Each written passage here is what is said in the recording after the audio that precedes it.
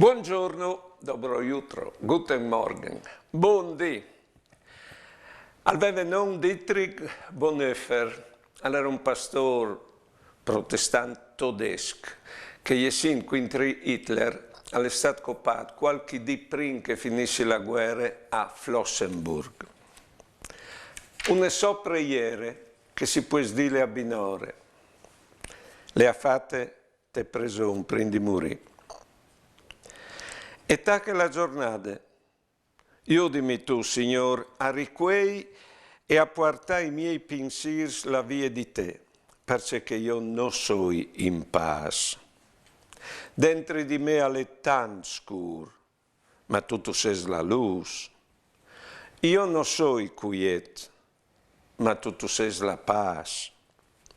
Ho hai dentro tanto marum, e tu mi dai pazienza.